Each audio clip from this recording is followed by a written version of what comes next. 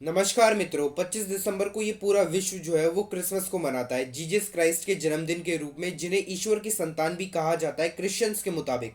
और दोस्तों, 25 दिसंबर को क्रिसमस मनाने के साथ ही उस दिन एक बहुत ही लोकप्रिय इंसान की भी बात जो है वो की जाती है, जिसका नाम है सेंटा क्लॉस। दोस्तों, वेस्टर्न क्रिश्चियन कल्चर में सेंटा क्लॉस को एक ऐसे इंसान के रूप में जाना जाता है जो कि क्रिसमस ईव की रात को हम सभी के लिए तोहफे लाता है। पर दोस्तों, जैसा कि हम सभी ने आपको वीडियो की शुरुआत में बताया था कि हम सभी लोग क्रिसमस को जीसस क्राइस्ट के जन्मदिन के रूप में मनाते हैं। यहाँ तक कि जीसस क्राइस्ट और सेंटा क्लॉस का आपस में तो कोई लेना देना भी नहीं है, तो फिर आखिर सेंटा क्लॉस को 25 दिसंबर को ही क्यों लाया गया।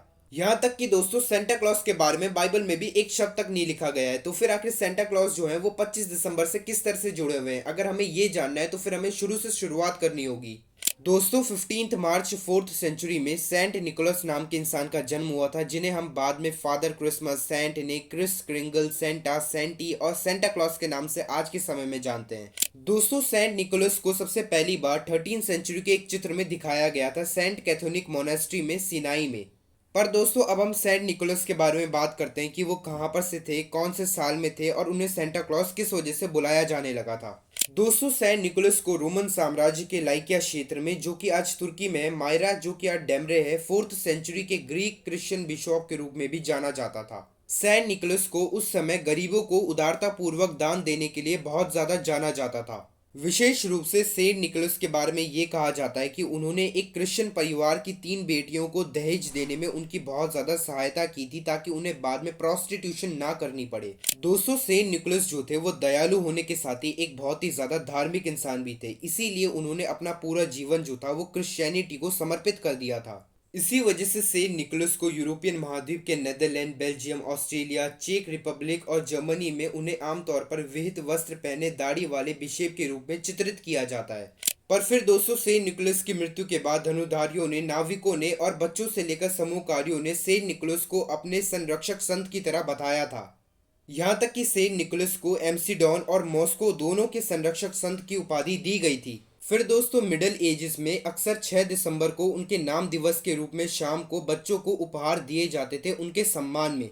और ये तारीख जो थी वो बच्चों के लिए उपहार के मूल दिनों से पहले की थी, जो कि 24 और 25 दिसंबर की कई सारे देशों में साधु और संतों की पूजा विरोध के दौरान आगे बढ़ा दी गई थी।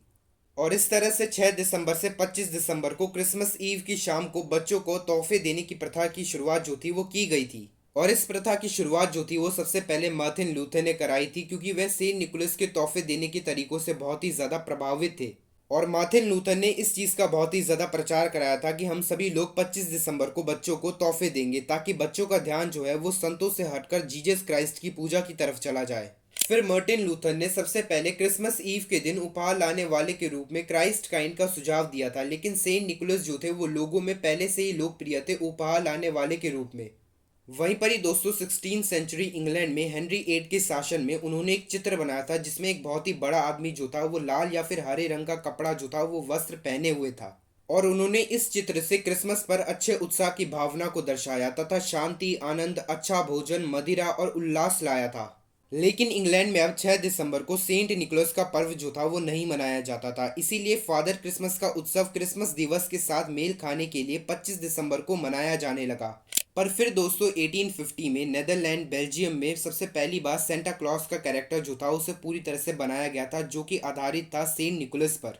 और सेंटा क्लॉस को आज के फ्रांस में द क्रिसमस मैन और फादर क्रिसमस के रूप में भी जाना जाता है। पर दोस्तों, आज भी नेदरलैंड में 36% बच्चों को उनके माँ बाप जो हैं वो 6 दिसंबर को ही गिफ्ट देते हैं। वहीं पर ही नेदरलैंड की 21% माँ बाप जो हैं वो क्रिसमस ईव के दिन यानी कि 25 दिसंबर को अपने बच्चों को तोहफे देते हैं। और नेदरलैंड के अंत में 26% माँ बाप ऐसे होते हैं जो कि 6 दिसंबर और 25 दिसंबर दोनों दिन ही अपने बच्चों को तोहफे देते हैं।